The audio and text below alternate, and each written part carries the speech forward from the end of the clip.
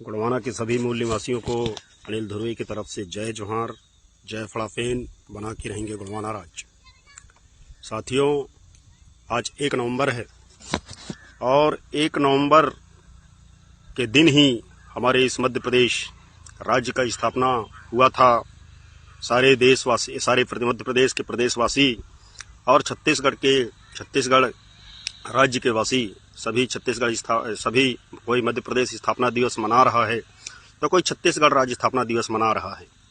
लेकिन सबसे महत्वपूर्ण सवाल ये है साथियों कि जब 1 नवंबर सन 1956 को भाषावार प्रांतों का गठन किया गया था, उस समय इस देश के मध्य भारत में बहुतायत मात्रा में गोंडी भाषा बोलने वालों को गुड़वाना प्रदेश क्यों नहीं दिया गया? वो कौन लोग थे जो गुड़वाना प्रदेश को नहीं बनने देना चाहते थे?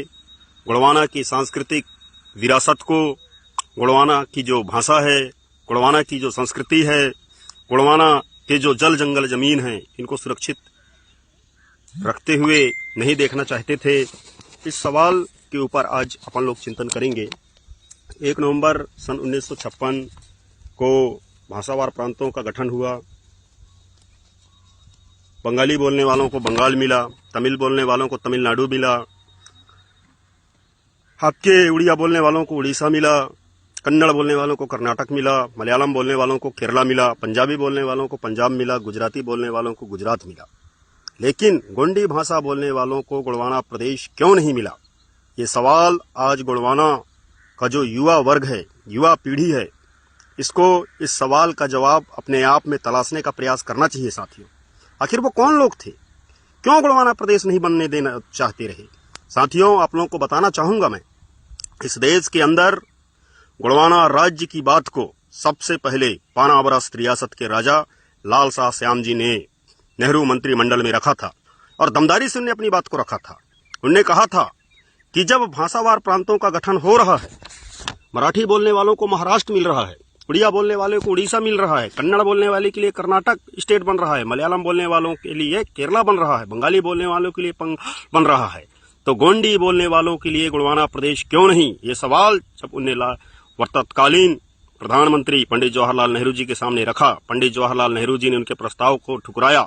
वो गुड़वाना का स्वाभिमानी बेटा सांसद के पद से इस्तीफा देकर मैदान में आया और पुनः चुनाव लड़ा और पुनः चुनाव निर्दलीय लड़के और वो पुनः जीत के गए। यानी गुड़वाना राज्य की जो मांग है साथियों, देश की आजादी के बाद से ही उठना शुरू हो गया था। इससे पहले वर्तमान तेलंगाना राज्य के आदिलाबाद क्षेत्र के रहने वाले कुमराम भीम जी ने, इनने भी 1940 के आसपास नवाबों के खिलाफ में, ब्रिटिश गवर्नमेंट के खिलाफ में जल जंगल जमीन की लड़ाई इनने लड़ी। तो उनका भी जो नारा था वो नारा था मावा नाटे मावा राज, यानी हमारे क्षेत्र में हमारा राज। तो साथियों, हम देश की आजादी के बाद जब 1 नवंबर सन 1956 को भाषावार प्रांतों का गठन हुआ, उस समय गोंडी भाषा बोलने वालों के लिए गुड़वाना प्रदेश नहीं बना। फिर हम आते हैं 2000 के दशक में। 1 नवंबर 2000 को तत्कालीन प्रधानमंत्री माननीय अटल बिहारी वाजपेयी जी, उस समय एनडीए की गवर्नमेंट थी, तो माननीय अटल बिहारी वाजपेयी जी ने एक शब्द कहा था। उनने कहा था कि राज्य जितने छोटे होंगे उतना ही उस राज्य का विकास होगा। इस विचार को मूर्त रूप देने के लिए उनने छत्तीसगढ़ से पृथक काट के, मध्य प्रदेश से पृथक काट के एक छत्तीसगढ़ राज्य बना, उत्तर प्रदेश से अलग एक उत्तरांचल राज्य बनाया गया और बिहार से अलग काट के एक झारखंड स्टेट बनाया गया। मैं आप लोगों को छत्तीसगढ़ राज्य के बारे में बताना चाहूंगा साथियों। छत्तीसगढ़ राज्य की लड़ाई किसी ने नहीं लड़ी है। छत्तीसगढ़ राज्य की लड़ाई किसी ने नहीं लड़ी। मात्र ये जो गुड़वाना राज्य की मांग लगातार गुड़वाना समग्र विकास क्रांति आंदोलन के माध्यम से यहाँ के राजनेता, यहाँ के साहित्यकार, यहाँ के संस्कृतिकर्मी, यहाँ के युवा वर्ग के लोग जब लगातार गुड़वाना राज्य की बात को उठाने लगे, तो तत्कालीन अटल बिहारी वाजपेयी की सरकार ने मध्य प्रदेश को काट के पृथक छत्तीसगढ़ राज्य बना दिया। यही स्थिति 1 नवंबर सन 1956 से पहले भी था। राजा लाल शाह श्याम जी, बसंतराव उइके जी, इन लोगों ने भी गुड़वाना राज्य की बात किया। उनकी बात को भी आज आप देखिए पूरा तेलंगाना का जो एरिया है, आपका वारंगल से लेकर भद्रांचम से लेकर आदिलाबाद हो गया, या आपका पश्चिम गोदावरी जिला हो गया, ये टोटल गोंडी भाषी एरिया है। हमारा जो महाराष्ट्र का जो विदर्भ क्षेत्र है, विदर्भ क्षेत्र टोटल गोंडी भाषी एरिया, यानी गोंडवाना के जो लोग थे, गोंडवाना की जो संस्कृति रही, गोंडवाना में रहने वाले जो लोग थे, इन लोगों को कम से कम 4 से 5 भागों में डिवाइड किया गया। एक, कुछ लोगों को महाराष्ट्र में, कुछ लोगों को तेलंगाना में, कुछ लोगों को मध्य प्रदेश में, कुछ लोगों को छत्तीसगढ़ में, कुछ लोगों को उड़ीसा में, कुछ लोगों को आपके उत्तर प्रदेश में, ये बांट के रखा गया। तो ये सबसे बड़ा सवाल है कि आखिर ये गोंडवाना राज्य क्यों नहीं बना? वो कौन षड्यंत्रकारी लोग थे जो गोंडवाना राज्य को नहीं बनने देना चाहते, या गोंडवाना राज्य के बन जाने से, या गोंडवाना राज्य के बन जाने से गोंडवाना के जो मूल निवासी हैं, इन मूल निवासियों का जो स्वाभिमान जगेगा, इनके स्वाभिमान के जाग जाने से किनको नुकसान है? वो कौन लोग हैं? इतिहास में छिपे हुए इस रहस्य का जब तक हम लोग पर्दाफाश नहीं करेंगे साथियों, तब तक गोंडवाना राज्य का जो सपना है, ये सपना साकार नहीं होगा। ये आज गोंडवाना गणतंत्र पार्टी के माध्यम से, गोंडवाना गणतंत्र पार्टी युवा मोर्चा के माध्यम से मैंने 1 अगस्त 2021 को गोंडवाना के युवाओं के साथ में मिलकर मध्य प्रदेश के मंडला जिला, जो गोंडवाना की सांस्कृतिक राजधानी है, वहां से हम 9 दिन तक गोंडवाना राज संकल्प यात्रा को लेकर निकले और देखे। फिर उसकी पुनरावृत्ति 2022 में हमने फिर किया। और मैं युवा साथियों से अपील करना चाहता हूं कि साथियों, आओ मिले, मिलजुल करके जो ये गोंडवाना राज्य का संकल्पना रहा, ये गोंडवाना राज्य की जिस संकल्पना को लेकर बाबूराम सेठमाके जैसे लोग, वीर गुंडाधुर जैसे लोग, वीर नारायण सोना खान जैसे लोग, महाराजा शंकर शाह, कुंवर रघुनाथ शाह जैसे लोग हंसते हंसते कोई फांसी पे झूल गया, तो किसी को तोप के मुंह में बांध के उड़ा दिया गया। अपनी मातृभूमि के मान सम्मान के लिए, गोंडवाना के मान सम्मान के लिए, उस सपने को साकार करने के लिए हम लोग एकाकार हों, एक लक्ष्य बनाएं, और वो लक्ष्य हो सिर्फ गोंडवाना राज्य की स्थापना। साथियों, ये गोंडवाना समग्र विकास क्रांति आंदोलन से पहले भी दादा धोकल सिंह मरकाम जी के माध्यम से, गोंडवाना महासभा के माध्यम से गोंडवाना के राजपाट की बात हुई। उनसे पहले भी, उसके बाद में भी हमारे का दादा कंगला माझी जी के नेतृत्व में, अंतर्राष्ट्रीय माझी सरकार के नेतृत्व में गोंडवाना राज्य की बात हुई। लेकिन वर्तमान समय में आखिर ऐसा क्या हुआ कि जो गोंडवाना का युवा वर्ग है, ये गोंडवाना का युवा वर्ग गोंडवाना राज्य के सपने से, या जो सपना उसके अंतस में धड़कना चाहिए था, हृदय का स्पंदन बनके, वो सपना से कैसे दूर हो गया? इस सवाल का जवाब तलाशना आज की युवा पीढ़ी की महती आवश्यकता है। साथियों, गोंडवाना राज्य के साथ ही साथ हम बात करें अगर गोंडी भाषा की, तो देश की आजादी के बाद लगभग जब 8वीं अनुसूची को तैयार किया जा रहा था, उस 8वीं अनुसूची में आज के समय में 22 भाषाएं हैं। उस समय मात्र 14 भाषाएं थीं। देश की आजादी के बाद जब 8वीं अनुसूची को तैयार किया गया, उस समय मात्र 14 भाषाओं को 8वीं अनुसूची में शामिल किया गया था। लेकिन 1967 में 21वां संशोधन करके सिंधी भाषा, जिसको बोलने वाले इस देश के अंदर गिने चुने लोग होंगे, उस सिंधी भाषा को भी संवैधानिक मान्यता दे दिया गया। 1992 में 71वां संशोधन हुआ, भारत संविधान का 71वां संशोधन हुआ, और उस 71वें संशोधन में कोंकणी, मणिपुरी और नेपाली, इन तीन भाषाओं को 8वीं अनुसूची में शामिल किया गया। सोचने वाली बात है, इस देश के अंदर नेपाल में रहने वाले लोग जिनकी भाषा नेपाली है, उस नेपाली भाषा को 8वीं अनुसूची में शामिल किया गया। सिंधी भाषा जो पाकिस्तान में बोला जाता है, वो सिंधी भाषा को भी इस देश में 8वीं अनुसूची में शामिल किया गया। फिर आते हैं भारतीय संविधान के 92वां संशोधन जो 2003 में हुआ था। इस 2003 के संशोधन में बोडो भाषा, डोंगरी भाषा, मैथिली भाषा और संथाली भाषा, इन 4 भाषाओं को संवैधानिक मान्यता दिया गया। मैं आप लोगों का ध्यान इस ओर भी आकृष्ट करना चाहूंगा कि 2003 में जब संविधान का 92वां संशोधन किया जा रहा था, उस समय अटल बिहारी वाजपेयी जी हमारे देश के प्रधानमंत्री हुआ करते थे। उनने कहा था कि इस देश के आदिवासियों के साथ में ऐतिहासिक अन्याय हुआ है, इसलिए इस अन्याय को दूर करने के लिए हम अपने कैबिनेट में अनुसूचित जनजाति मामले का एक अलग मंत्री नियुक्त करेंगे। और उन्होंने फग्गन सिंह कुलस्ते जी को पहला कैबिनेट मिनिस्टर बनाया था। ये फग्गन कुलस्ते जी जिस लोकसभा क्षेत्र से जहां के जनता का प्रतिनिधित्व करते हैं, उस क्षेत्र में सबसे ज्यादा गोंडी भाषा बोला जाता है साथियों।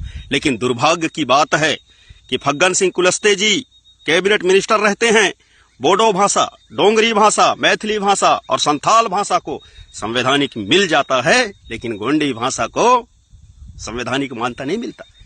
इसलिए गोंडवाना के लोग कभी कभी गुस्से में आकर मंचों में बोल देते हैं कि फग्गन सिंह कुलस्ते गोंडवाना का नालायक बेटा है करके। आज गोंडवाना समग्र विकास क्रांति आंदोलन के माध्यम से गोंडवाना की जो सांस्कृतिक धरोहर रही, गोंडवाना के जो ऐतिहासिक धरोहर रहे, गोंडवाना का जो जीवन दर्शन रहा, गोंडवाना के जो तीज त्योहार रहे, गोंडवाना के जो रीति रिवाज रहे, इनको सहेजने और समेटने का काम वर्तमान समय में युवा पीढ़ी को करना पड़ेगा साथियों।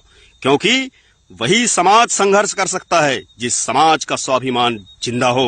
और स्वाभिमान आपका कब जिंदा होगा? जब आपके सामने आपका जो ऐश्वर्यशाली इतिहास है, उस इतिहास को जब आपके सामने रखा जाएगा, तब आपका स्वाभिमान जिंदा होगा।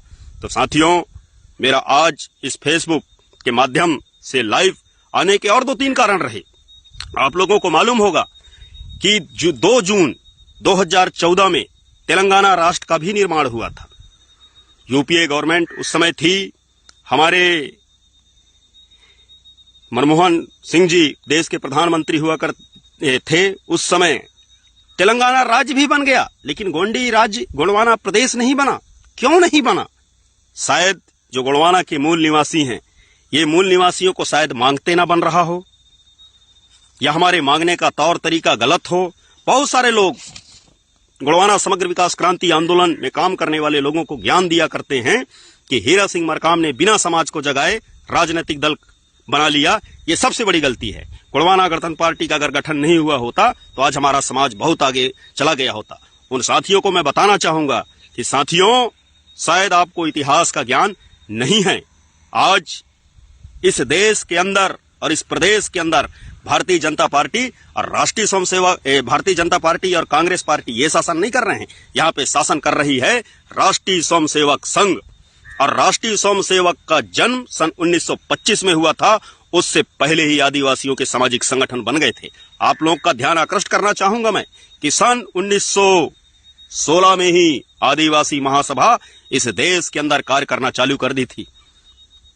राष्ट्रीय स्वयंसेवक संघ और उसके द्वारा बनाए हुए राजनीतिक दल सन 1910 में ही फुल फ्रेम में आकर राजनीति कर रहे हैं।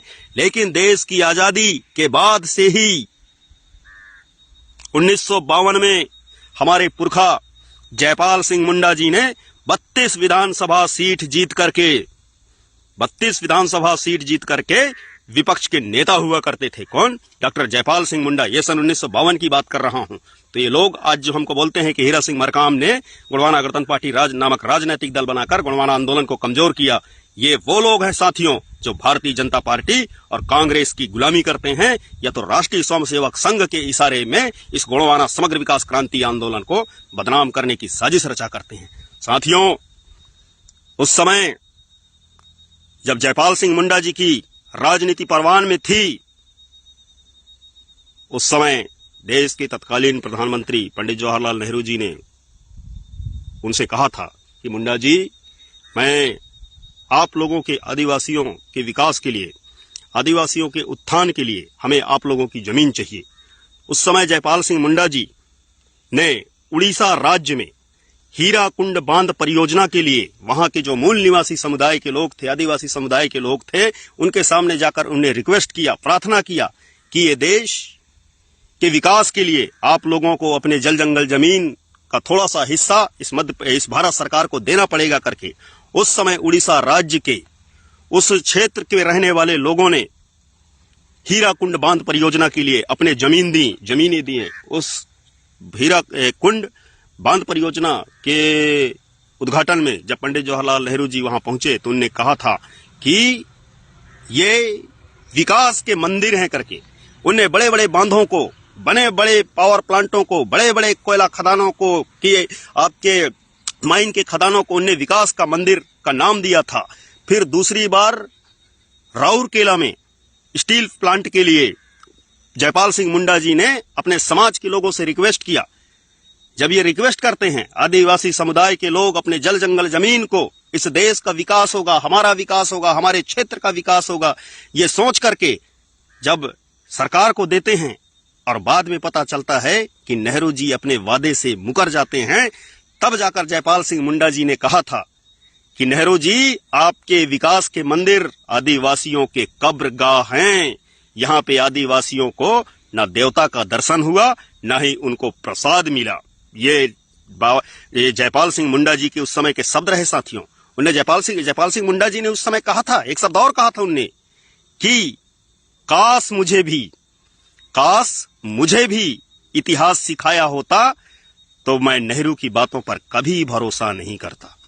यानी इतिहास ने अगर मुझे सीख दे दिया होता तो मैं नेहरू की बातों पे भरोसा नहीं करता और अपने समाज के लोगों को जल जंगल जमीन देने के लिए नहीं बोलता। आज भी हम देखें तो ये जो मध्य प्रदेश है साथियों, इस मध्य प्रदेश में हमारे विंध्य क्षेत्र के उमरिया जिला, उमरिया, शहडोल, सीधी, सिंगरौली, ये पूरा कोयले की पट्टी है। एशिया महाद्वीप का सबसे मोटे कोयले की परत अगर कहीं पे मिलता है तो मध्य प्रदेश के सिंगरौली जिले में मिलता है। सिंगरौली जिला, जिसे ऊर्जा राजधानी कहते हैं, ये सिंगरौली जिला अगर बिजली ना दे तो दिल्ली में प्रकाश नहीं होगा। लेकिन उस सिंगरौली जिला में जाकर वहां के मूल निवासियों की स्थिति को आप देखिए, वो मूल निवासी बद से बदतर स्थिति पे जीने पे मजबूर हैं। ठीक उसी तरीके से हमारे पूरे एशिया महाद्वीप का सबसे ज्यादा कापर बालाघाट के मलाजखंड एरिया में मिलता है। वहां पे मलाजखंड में जाकर आप देखिए वहां के जो मूल निवासी हैं उन लोगों की स्थिति कैसी है। यानी मध्य प्रदेश का जो गोंडवाना पट्टी है, जिस गोंडवाना पट्टी को हम पृथक गोंडवाना राज्य की मांग करते हैं, जिन 25 जिलों को लेकर, इन 25 जिलों में साथियों अपार खनिज संपदा है, वन संपदा है, बड़ी बड़ी नदियां यहां पे बह रही हैं, लेकिन सबसे ज्यादा गरीबी यहीं पे है। यानी अमीर भूमि में गरीब लोग निवास कर रहे हैं। जबकि ये राज्य को बनाया गया था, उस समय कहा गया था कि क्षेत्रीयता के आधार पर किसी का भेदभाव, किसी भी क्षेत्र के साथ में भेदभाव नहीं होगा, लेकिन गोंडवाना के लोगों के साथ में भेदभाव हुआ साथियों। आज पूरे भारत देश में सबसे ज्यादा कोयला देने वाला क्षेत्र आदिवासी क्षेत्र, और इसी आदिवासी क्षेत्र में सबसे ज्यादा अशिक्षा, सबसे ज्यादा कुपोषण, सबसे ज्यादा भूखमरी, सबसे ज्यादा लाचारी यहीं पे है, सबसे ज्यादा गरीबी यहां पे है। क्यों है? इस सवाल का जवाब आपको और हमको तलाशना पड़ेगा साथियों, और इसके लिए हमको एकजुट होना पड़ेगा। हमारी जो एकजुटता है, आज आदिवासी मूल निवासी समुदाय की एकजुटता ही उसे बचा सकती है। बाकी दुनिया की कोई ताकत नहीं बना सकती, कोई भी परियोजनाएं हमको नहीं बचा सकती, कोई भी सरकार हमको नहीं बचा सकता। अगर हमको कोई बचा सकता है तो हमारी एकजुटता, हमारी सामूहिकता हमको बचा सकती है। इतिहास के पन्नों का अगर हम अध्ययन करें तो ब्रिटिश गवर्नमेंट के साथ में सबसे पहले लड़ाई लड़ने वाला अगर कोई था तो इस देश का मूल निवासी था, आदिवासी था। अगर उस समय जो आज आदिवासियों को मुख्य धारा में लाने की बात करते हैं, आदिवासी लोग मुख्य धारा में आ जाएं, ऐसे लोग जो शब्द कहते हैं, इनके पुरखा लोग अगर उस समय आदिवासियों के साथ में कंधा से कंधा मिलाकर अंग्रेजों के खिलाफ में लड़ गए होते तो ये देश 15 अगस्त 1947 से पहले आजाद हो गया होता। ये मैं दावे के साथ कह सकता हूं। आज हम देख रहे हैं यहाँ की जो मूल निवासी समुदाय है, इस मूल निवासी समुदाय की स्थिति दिनों दिन बदतर से बदतर होते जा रहा है। पूरे आदिवासी क्षेत्रों में सबसे ज्यादा कुपोषण है तो आदिवासी क्षेत्रों में, और इस सबसे ज्यादा अशिक्षा आदिवासी क्षेत्रों में, सबसे ज्यादा पलायन की समस्या आदिवासी क्षेत्रों में। क्यों? इस सारे सवालों का समाधान अगर कोई है तो वो समाधान है पृथक गोंडवाना राज्य।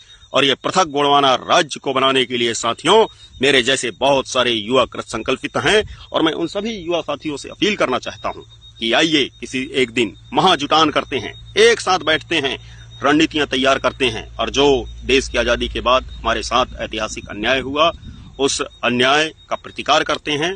और इस प्रतिकार को करने के लिए जो हमारे पूर्वजों के माध्यम से जिन अस्त्रों और शस्त्रों का इस्तेमाल किया गया था, उन अस्त्रों और शस्त्रों का एक बार फिर से परीक्षण करते हैं और पुनः उसी ताकत के साथ, उसी जोश और जुनून के साथ पृथक गोंडवाना राज्य के लिए लड़ते हैं, जिसका सपना तोप के मुंह में बंधते समय महाराजा शंकर शाह, कुंवर रघुनाथ शाह ने देखा था।